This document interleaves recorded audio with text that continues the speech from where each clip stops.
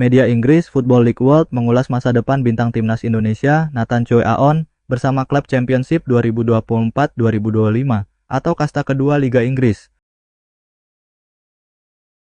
Sejak bergabung dengan Swansea City dari tim Eredivisie, Excelsior, pada musim panas 2023 dengan biaya transfer €350.000 atau setara 5,8 miliar, Nathan Choi Aon baru tampil beberapa kali.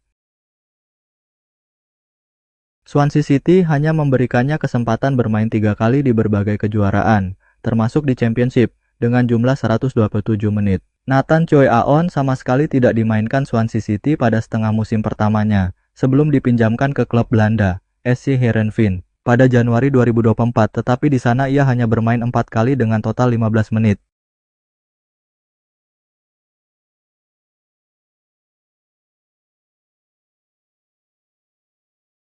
Sejak Maret 2024, Nathan Choi Aon menjadi warga negara Indonesia, WNI, dan rutin bertanding untuk timnas Indonesia dengan 10 caps hingga saat ini, tetapi itu tidak mengubah keadaannya di Swansea City.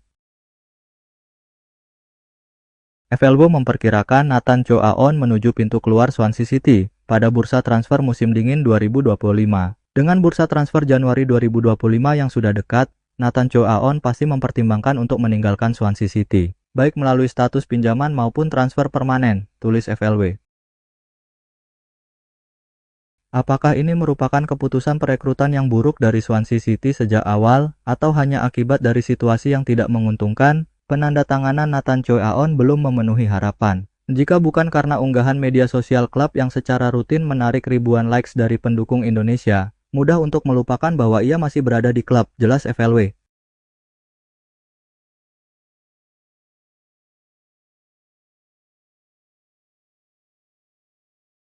Musim lalu, ketika Swansea City masih dilatih Michael Duff sampai Desember 2023, Nathan Choi Aon kalah bersaing dengan Josh Tymon dan Joski sebagai fullback kiri. Sekarang, setelah Swansea City ditangani oleh Luke Williams sejak Januari 2024, Nathan Choi Aon juga masih belum mampu menggeser Josh Tymon dan Joski. Meski Swansea City memiliki skuad kecil dan kekurangan kedalaman, Nathan Choi Aon terkadang kesulitan untuk masuk ke skuad pertandingan. Bahkan ketika ia masuk, ia jarang terlihat sebagai pilihan yang akan dimainkan, imbuh FLW. Situasi ini tentunya membuat frustrasi bagi pemain berusia 22 tahun itu. Meski ia beruntung menjadi pemain reguler di timnas Indonesia, hal ini memberinya kesempatan untuk terus bermain, tetapi situasinya di level klub perlu berubah. Dengan sisa kontrak 1,5 tahun, Swansea City harus membuat keputusan. Apakah Nathan Choi Aon masih memiliki masa depan jangka panjang di klub, atau apakah mereka akan memutuskan untuk melepasnya pada Januari 2025, ungkap FLW.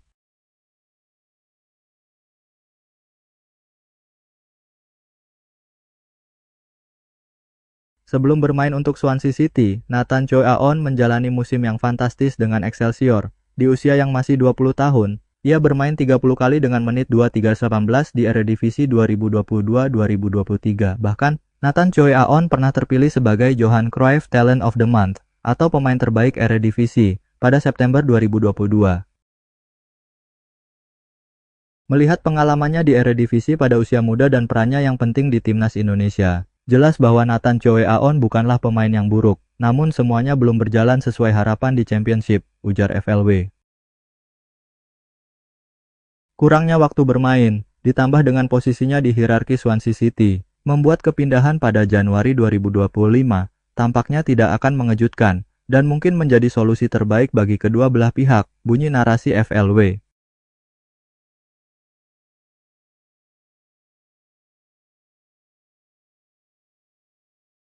5 pemain timnas Indonesia masih sulit menit bermain di Liga Eropa. Nathan Choi Aon, Justin Hubner, Marcelino Ferdinand, Sandy Walsh, dan Eliano Reinders sama sekali tak mendapat menit bermain pada pekan ini, Sabtu, 30 November 2024, dan Minggu, 1 Desember 2024.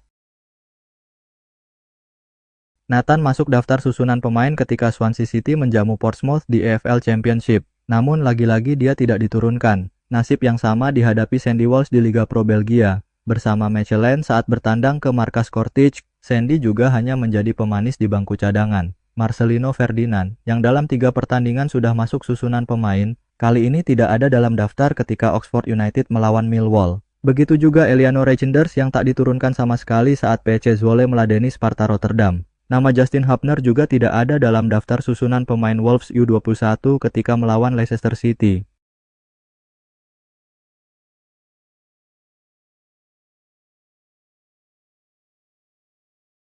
Selain Jay Ijes, Ivar Jenner yang paling stabil pekan ini. Jay dan Ivar main full 90 menit. Sayangnya Jay bersama Venezia karam di kandang Bologna 0-3. Sementara Ivar masih terus menjadi andalan lini tengah Jong Utrecht. Ivar Jenner DKK memboyong 1 poin dari markas Top Os. Sementara itu, Ragnar Oratmangoen turun di babak kedua saat Dender bertandang ke markas Brugge. Sayangnya, klub milik pengusaha Indonesia Siar Sitorus itu keok 1-4 dari raksasa Belgia itu. Gelandang Tom Hay juga menjadi pemain pengganti ketika Almere City bertandang ke markas NAC Breda, namun kalah 0-1.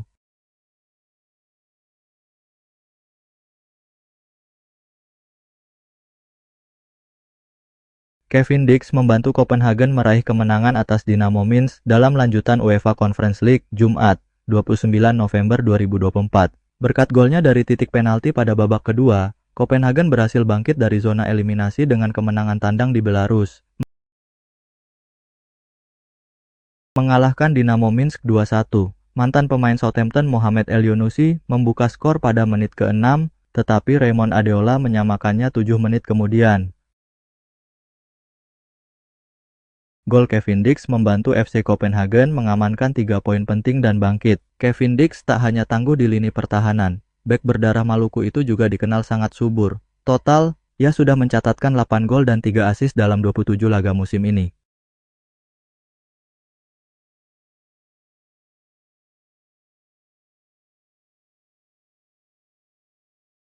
Bahkan Kevin Dix mendapatkan sebuah hadiah yang tak pernah ia terduga. Seorang bocah, fan FC Copenhagen bernama Leon, mengirimkan sebuah surat yang mengharukan untuk Kevin Dix. Bocah asal Denmark berusia 12 tahun itu membuat bek timnas Indonesia terharu dengan dukungannya yang manis. Dalam lembar kertas suratnya, Leon menyertakan fotonya bersama Dix setelah latihan, lalu foto jersey FC Copenhagen nomor 2, dan bendera Indonesia. Dalam suratnya, Leon mengutarakan akan menonton pertandingan Copenhagen melawan North Zealand di Stadion Parken, Selasa, 3 Desember 2024, dini hari WIB. Itu merupakan pertandingan ke-10 yang dihadiri Leon. Dear Kevin, nama saya Leon, umur 12 tahun. Saya ingin menonton pertandingan Copenhagen pada Senin, dan itu menjadi pertandingan ke-10 yang saya datangi. Saya berharap bisa mendapat jersey Anda. Saya duduk di tribun keluarga, tulis Leon. Surat dari Leon dibagikan oleh Kevin Dix melalui Instastory eksklusifnya. Penggemar timnas Indonesia akan sangat dimanjakan dengan update keseharian Kevin Dix di Denmark.